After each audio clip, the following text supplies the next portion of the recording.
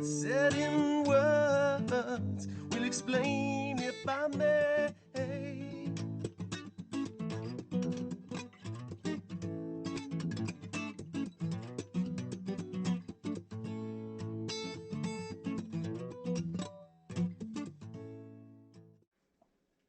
Hey, this is Jimmy, and welcome back to Everything Under the Sun. We're sitting here today with Chris Hauser.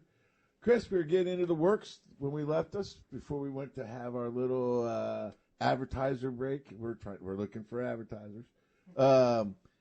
We left with the lineup has changed from the works to add Norman Dimitrilis. Yes. And that's where I say things kind of took off. Let's go from there, man. Norman had many qualities about him that made him a very special person. One of those things was he knew how to get every bit of energy out of me. He pushed me a lot to play a lot harder and to really push that envelope musically and to try and find more frets on my guitar, which they weren't there. But Norman made me believe that they were. Did he do that for the whole band, or was specifically just?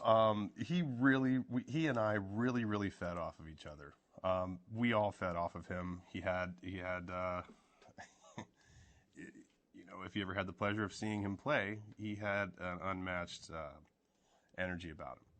Yeah. So I mean, he had a way of bringing the best out of all of us, even if maybe we would bring out the worst in him sometimes. But that would always translate well to the stage.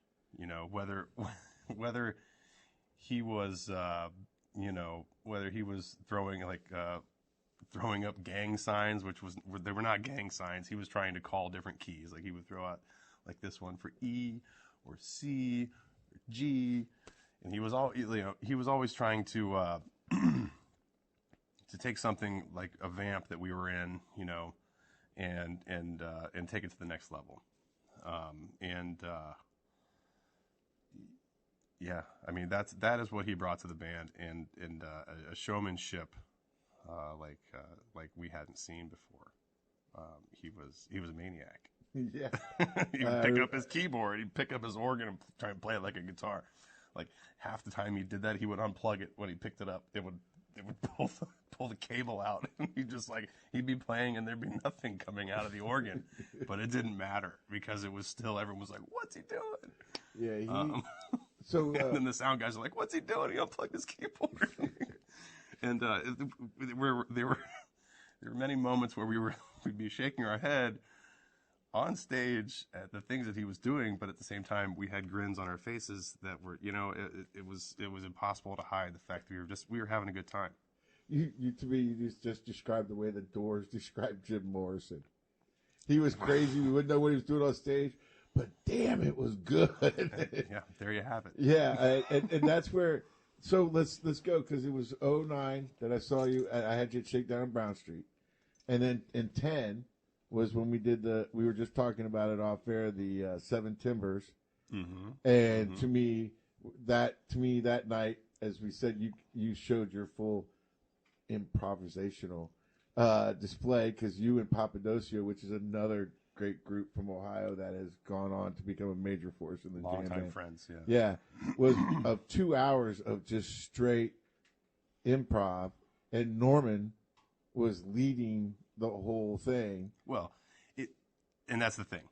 It might have looked like Norman was leading the whole thing because he was doing those signs things, but in reality he was doing that. We all just kept doing what we were doing. We're like, "What's he doing over there?" Well, he's adding to it in some way. We're like, "No, we're gonna keep in this key," because the Works knew what he was doing, but everyone at Papadosio was like, "What the hell is he doing?" Right. Norman's going crazy.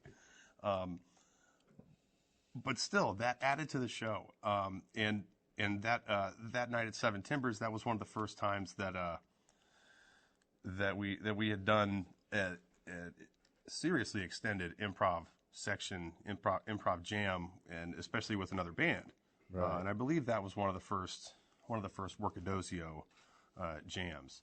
But as you mentioned, we played way past the time Yeah, we were folks, supposed we to were stop. supposed to be done at 2:15, and at 3:15, I had to go up to Norman, and the bar didn't care though. They were still selling drinks. We were still, and I was like, it's 3:15, and Norman was like, okay, and I go, we were supposed to be done at 2:15, and in true Norman fashion, he goes, gotcha, did his street signs, He did this, and then he did this, That's and we it. all stopped. stop. It was great. Touring also took off for you when Norman joined the group. Were you at that time? Were you guys getting ready before you joined the group? Were you getting ready to make that leap, or was it the addition of Norman that helped you make that leap? You know, We were getting ready to make that leap, and we were ready. We just didn't know it yet. yeah, But all the pieces were being put in place. Our manager Tom Blessing and our booking agent Owen Gray, I believe we had Owen by that time. Yeah, they had that was, let's see, it was 2010. That was when we started picking up on the festival scene, when we really started hitting the festival scene, and as a result of that, we got a lot more interest throughout the Midwest for shows, outside of festival season to tour off of. And let's see, 2010, 2011 was the first time we went out west, out to Colorado. And that was an eye-opening experience. I remember the pictures from that. Yeah, We thought we were big. We thought we're like, this is it. We made it. We're going out to Colorado. We get there, we drove straight there. I think I was so excited that I actually drove the entire way without sleeping. It's like 24 hours it took us. I drove the whole time and then slept when we got there. But I was just really excited to see the mountains. We get across the Colorado line. I'm like, sweet, where's the mountains? Where's the mountains? 3 hours later, oh, there they are. I think I see them. We didn't know what to expect. We expected big crowds. We did not have big crowds, and that was the eye-opening experience about that. We thought, we're going out west, this is it, and then we realized there was much more work to do. But man, that first trip to Colorado was something special. That was really cool, and we learned a lot. We learned a lot on that.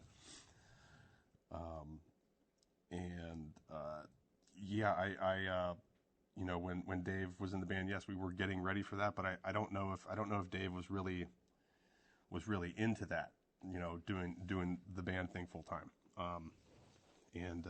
I know that Norman definitely was. yeah. So that change came at the right time, and absolutely we took steps. We took big steps forward when Norman joined the band. He definitely, But you guys also are all very talented. We talk about Norman, but it was all of you collectively that brought you forward. Norman was that push, I said.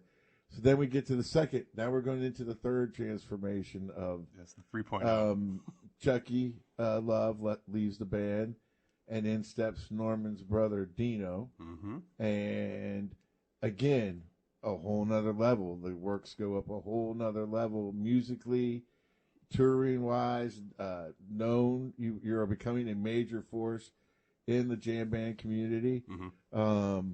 What was that? I mean, what was that like? So Dino, Chuck was a very fast bass player, very Mm-hmm. quick, very nimble fingered. Still is. Yes, of course, and even way better than he was then. Now, of course, and now he's playing with Subterranean and still plays bass with Cheesecake. But what Dino brought to the table was a business sense and a set of goals that Rob had already had, like big ideas and big goals. Like he was really the one we would not have left Ohio if it wasn't for Rob. Like Rob was he was that driving force trying to book us anywhere, everywhere, just get us out there. Yeah. We wouldn't have left Ohio without Rob if it wasn't for him. But Yeah. but Dino coming to the band, songwriting. Dino's an amazing songwriter. A lot of people might not know that. But an amazing songwriter. He's still writing just amazing tunes. And I don't know how or where he finds the time to do it. Right. It just pours out of him. So that was a big thing that Dino brought to the table. He wasn't as technically talented on the bass as Chucky was, but he brought a different flavor to Right. he brought a different flavor to the band. He had a fifth string. Chucky played 4-string bass. Dino played 5-string. So there was that extra low end that. And the building connection already between him and Norman helped. Yeah. It was a natural fit. You didn't have to learn that. Mhm. That's what I think helped push you guys even further. Yeah, and when Dino came to the band, he also brought with him some old Magi tunes that he and Norman really wanted us to play, and we did too. Like I grew up watching the Magi, thinking before I met Norman, I was told that Norman was a genius from one of my friends. Oh, he's a genius. He's a genius. He's crazy. He's a genius. And another one of those moments where I thought, hey, I could make it doing this was when Norman told me I was a genius. I was blown away. Yeah. I was like, this guy, no, but he's like, Hauser, you're a genius. Like, but wait, no, you're the genius. Like, I'm not, like, but you're the genius.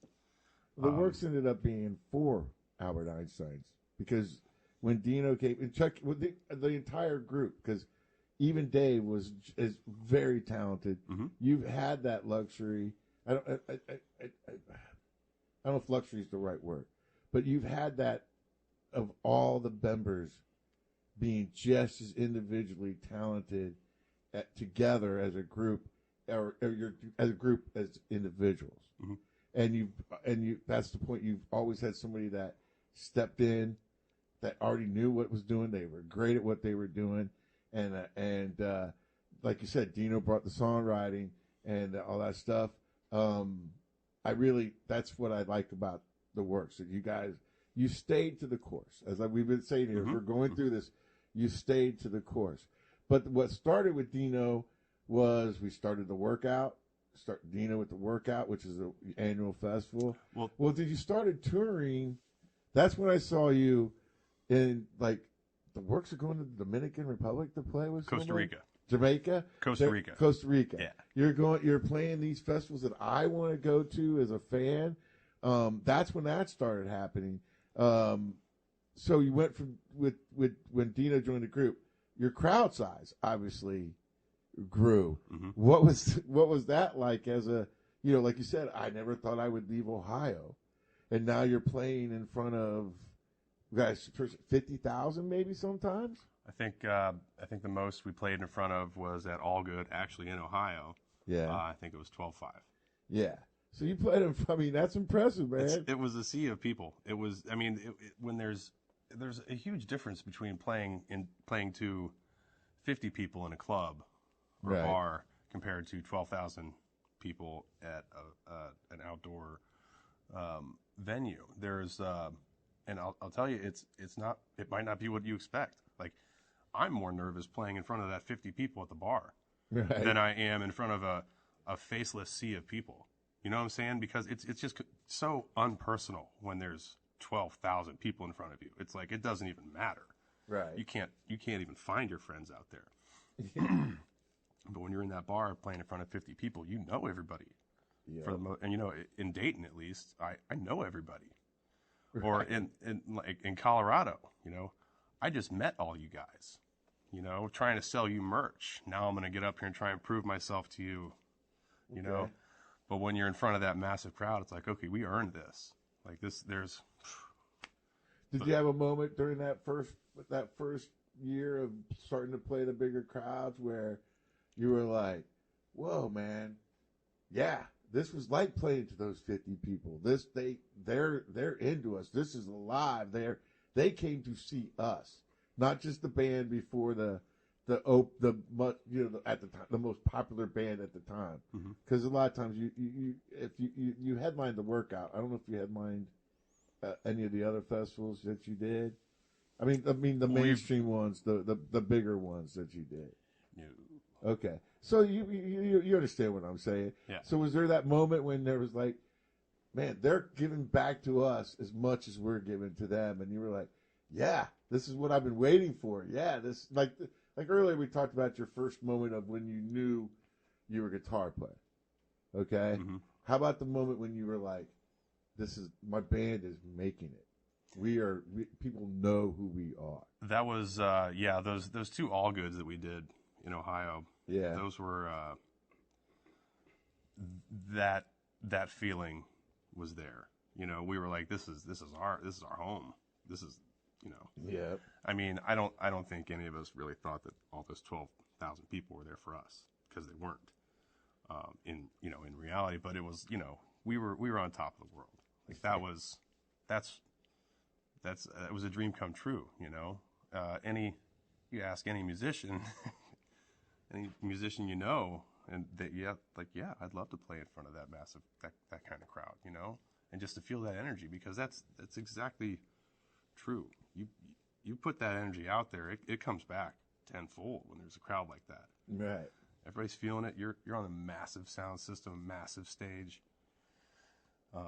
People are so far away, they can't even see you, but they're still rocking out to your music, Right. Well, that's the difference between a jam band scene and a lot of other scenes. I always tell people when we're at a Dead show or something, do you want to see them? No, I don't need to. I just need to hear them. Mm-hmm. That's what I need to hear.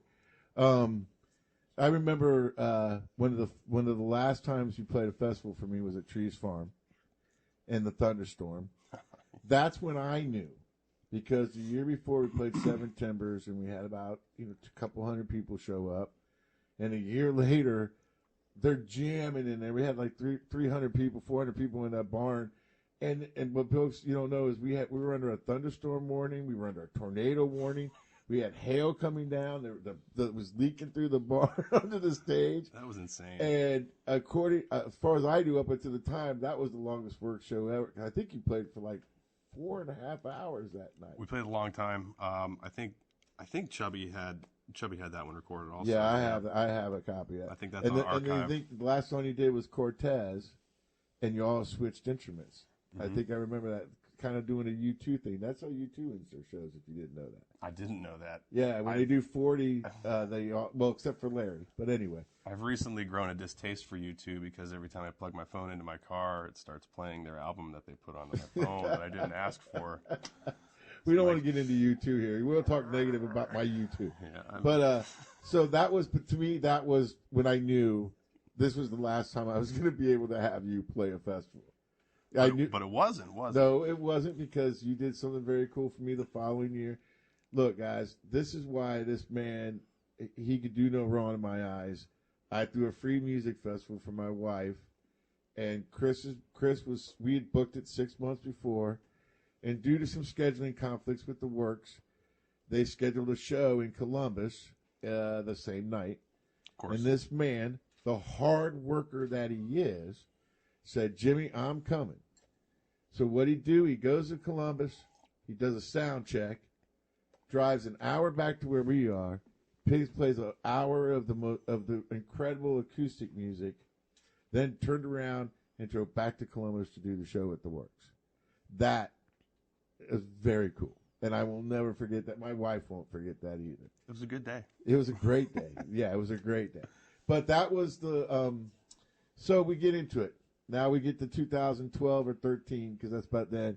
That's when we bring the Works tour bus into play. 2012. Yeah. The Works tour bus was very cool. They're telling me we need to wrap up. We're just getting into it. Okay. Well, let's get into it real quick here. Let's get it. So now we're on to the third transformation of the Works. 3.0. 3.0 was Dino. Norman and Dino left. And now we're on to the fourth one. Now you have 2 more members in the group, right? Yep, Dan Shaw, keyboards, Mm-hmm. and Jake Goldberg on bass. And how is that? How are you still progressing forward? Or are you perfect? What Dan brought was music theory and a willingness to teach us all music theory, which is really cool. So like he helped us make a lot of sense out of improvisation. He opened doors for us that they were always there. We just didn't even know. We didn't have the key. And music theory was the key.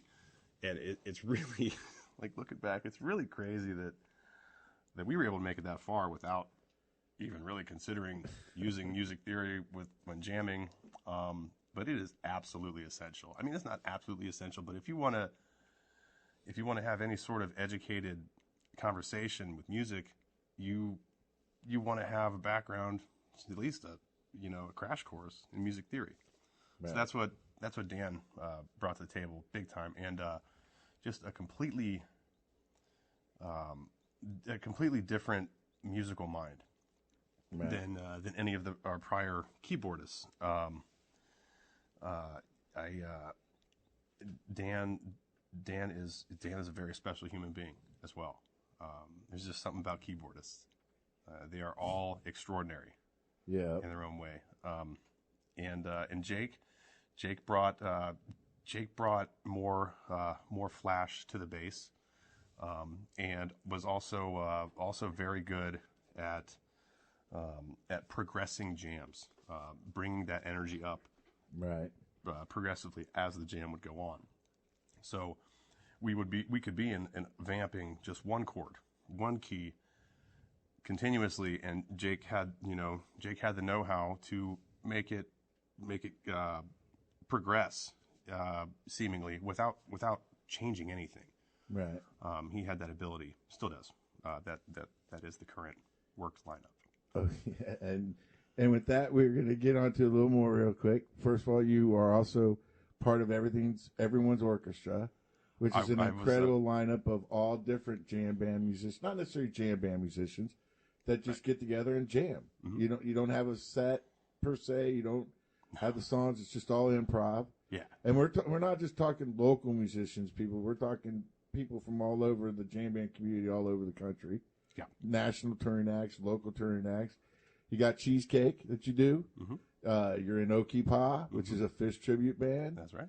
You're in Tony Herdman's band every once in a while. Yes. That's why you're the Warren Haynes of Dayton, Ohio. 2018, the works took a little bit of a hiatus. The hiatus, you like that word? A little bit of a break. We had 2019 was the break per se, or it started, and luckily this past year the COVID kind of helped with that break, and now you're coming back on July 23rd. You asked me too quick. I already forgot. It's 23rd, 24th, or July 24th, 25th. It's the workout's coming back. That's right. We're all excited about the workout, but most importantly, the cool thing is you became a papa.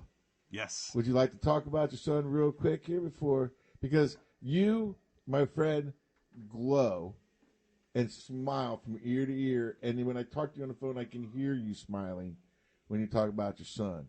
Has he affected how you write? Has he affected the way you write too? Or go ahead, talk about him. Yeah, he has. The thing is, music has very largely taken a back seat right now. I am focusing on being the dad that I want to be right now, and I want to spend every moment that I can with him. At this point, I lost my dad when I was 27, and it was a very quick process with pancreatic cancer. My dad and I did not get along as well when he passed. So I think it's a subconscious. It's something in my subconscious that I just I don't want to miss a moment. So as of right now, he inspired my writing? Not technically. Mm-hmm. He has inspired me in countless other ways. That's so cool. But when I'm on stage and he's at the show, there is an undeniable inspiration. And and you're making us all tear up. You know that, right? I started tearing up when you started asking me about him. Well, you So know, it's like that. That's so cool. I need to get you to play. So tell me, come on, Jimmy, let's go. All right. Listen, everybody, please listen to me about this. He's a great man. Check him out. Instagram, Twitter, Facebook, anything besides the works? I have. I mean, I don't pay too much attention to social media these days. It's kind of crazy. You'll see me promoting shows. Okay. Hauser Workin, WERKIN on Instagram, and I'm just regular old Chris Hauser on Facebook. So hit me up. I probably won't accept your friend request on Facebook. I'm about full, but Instagram, follow me. Hauser Workin. All right, and make sure he's going to sing for us right now. I'll be right back to talk to you. Once again, everybody, Chris Hauser. So I was talking about my dad. This song in particular I wrote for my dad right before he passed away. And I had the privilege of playing it for him. And he asked me to play it at his funeral. And I did. And this has become my funeral song. I just lost a really good friend a couple of days ago, George Jones. He was a member of the Appalachian Jamwich family, and he was just such a kind soul. So I'm going to send this one out to him this evening. This one's called Golden Shore.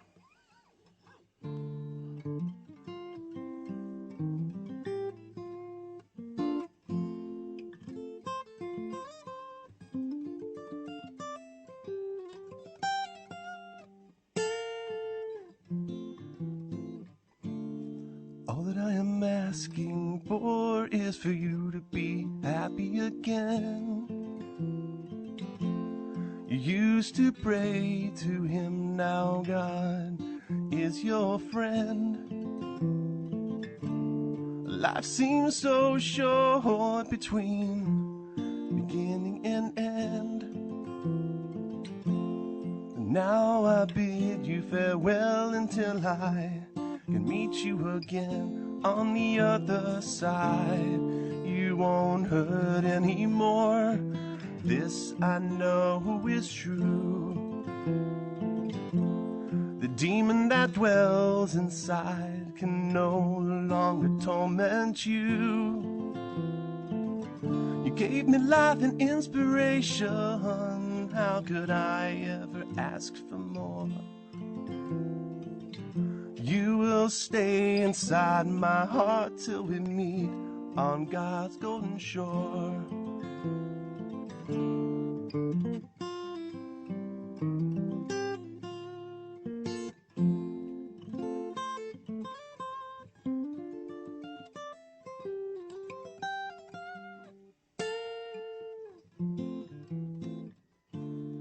God's got plans for all of us, some big, some small. And all of his choices can bring you down or make you walk tall. All I know is that he needs you now and not any later. How could I blame him? To me there's never been anyone greater. On the other side, you won't hurt anymore. This I know is true. The demon that dwells inside can no longer torment you. You gave me life and inspiration. How could I ever ask for more? You will stay inside my soul till we meet on God's golden shore.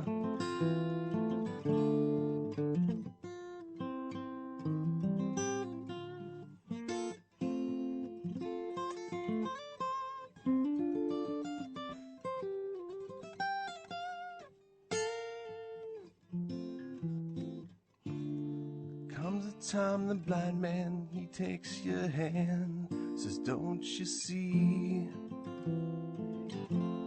There's no one that understands the choice is not you, even me. Now it's time for you to walk with him, hand in hand. All all them sayings that he couldn't have taken a more loved or greater man. On the other side, you won't hurt anymore. This I know is true. The demon that dwells inside can no longer torment you. You gave me life and inspiration. How could I ever ask for more? You will stay inside my soul till we meet on God's golden shore. You will be watching over us all till we meet on God's golden shore.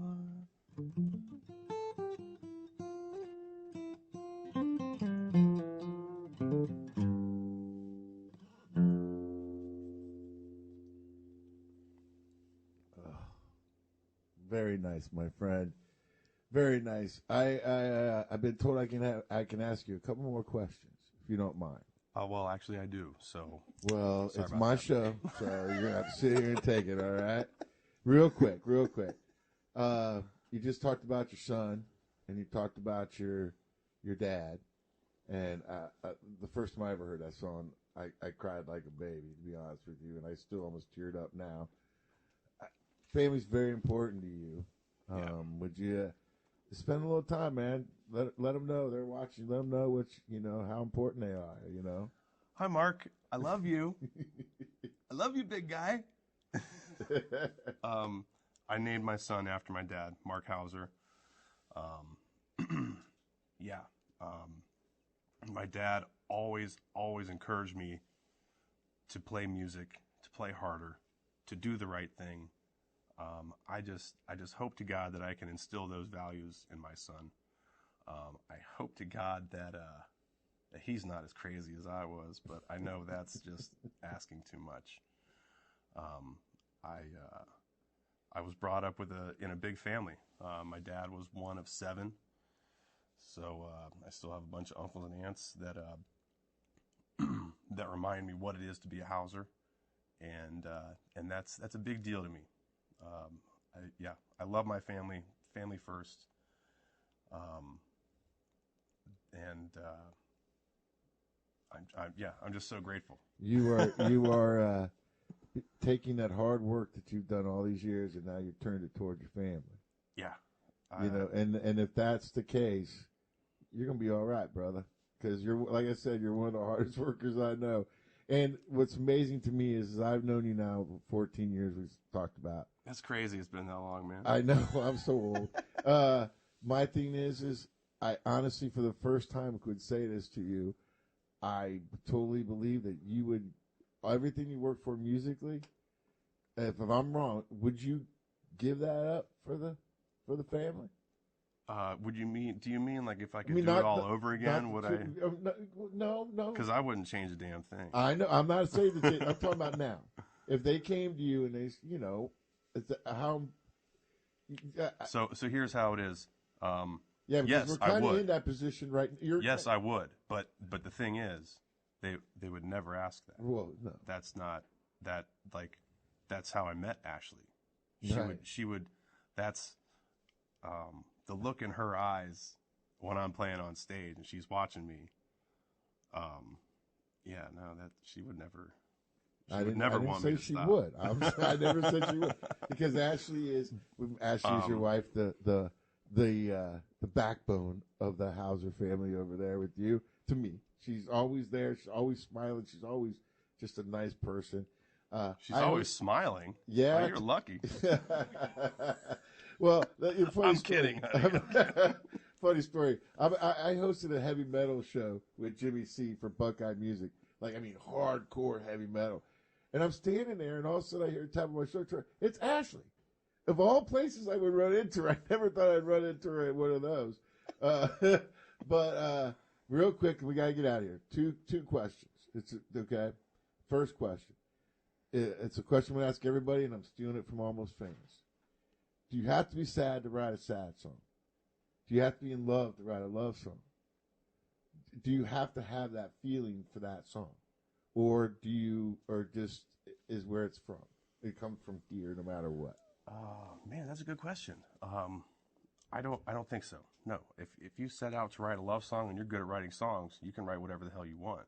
And if you're good at writing songs, and it's all about writing a song. If you pick what you want to convey, and it's all about being able to get the listener to feel that way. It's not about how you're feeling at the time. Right. I believe. I mean, if I want to write a sad song, I'll start off in a minor key at least. Well, that's a good start.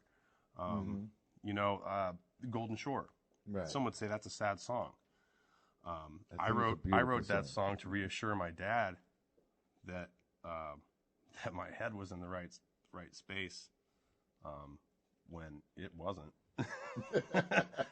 at all. Right. But that song, I was very, very sad. I wrote that song in about 30 minutes right after I sat by my dad's bedside and told him that it was okay for him to pass away, that we would be okay if he passed away, because he was holding on. And that song just came right out. But so to contradict myself, I was every bit in the mood of that song when I wrote that song. But do I feel like you have to be sad to write a sad song? No. If you have a feeling that you want to convey through music and you know enough about music, you can do that without feeling that way. And final question. I've asked this to everybody. I asked comics their favorite joke. I've asked musicians, do you have that song? Do you have that one song, no matter if it's your song or somebody else's song, where it just gets you in your gut and you're like, no matter how you feel, no matter what situation, because we all have soundtracks to situation, but that song always ends up on that soundtrack of whatever is going on. My musical tastes have shifted throughout the years, but I think, and I thought about this question because you prepped me on it, and it's a really difficult question. Like picking out a favorite album. Favorite album, probably Jimi Hendrix Ultimate Experience or Led Zeppelin 4 or Dark Side of the Moon. I mean, right. For me, it's like really, really hard to decide which one of those I like the best. And then I could name 100 more albums that I like almost just as much. But as far as favorite song goes, same thing. But it's Jimi Hendrix, "Burning of the Midnight Lamp." Oh, that's a great song, man. That song, the way he uses that crybaby wah to make those sounds with that guitar, and you can almost hear the guitar go, like at one point, wow, wow, like I don't know. I mean, it was the way he used that wah and his picking pattern, and just the way he turned that guitar into a liquidy, percussive, colorful instrument. That song, I love that song.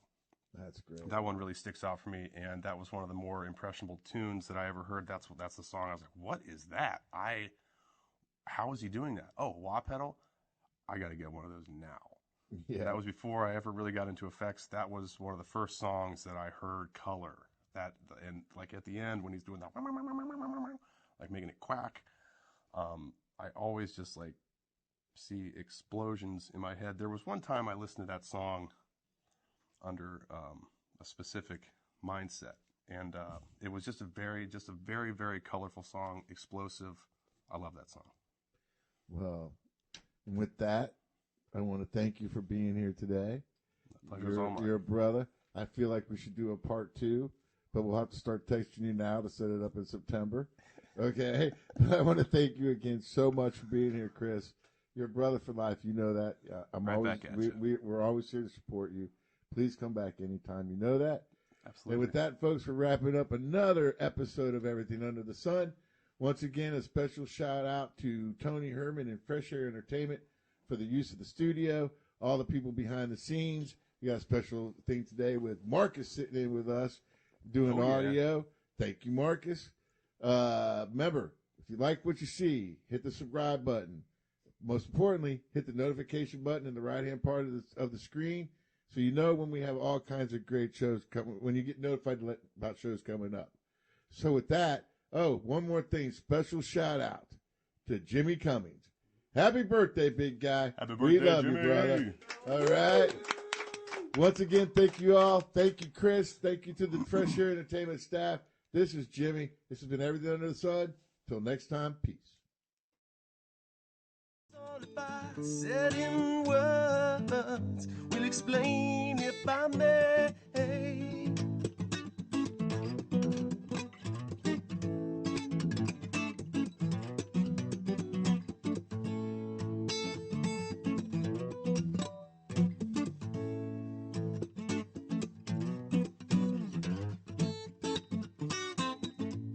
Climbed up a tree that night, I sat up in the branches and I felt like a bird.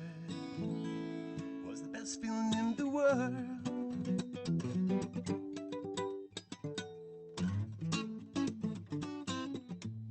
I felt so good that night.